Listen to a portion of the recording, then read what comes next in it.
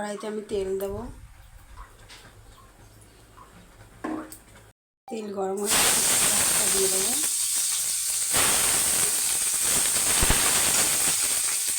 আর এখানে আমি রসুন দিয়ে দেবো, রসুন কুচিয়ে নিয়েছি।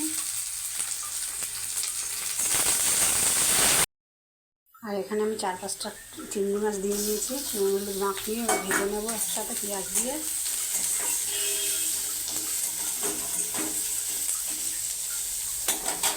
দিয়ে দেবো 2টো কাঁচা লঙ্কা ফাটিয়ে।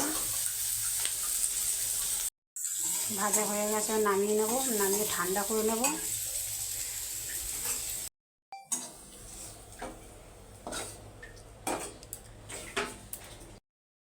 এখানে কাঁচকলা আমি ছোকলা আমি যে সিদ্ধ করে নিয়েছি, নারকেল দিয়ে দিয়েছি, কাঁচা লঙ্কা শুকনো লঙ্কা আছে, এখানে চিংড়ি মাছ পেঁয়াজ রসুন আছে, ভেজে নিয়েছি, একসঙ্গে বেটে নেব।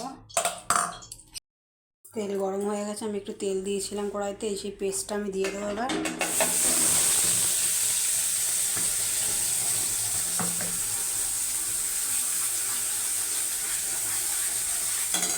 নুন দিয়ে দেবো।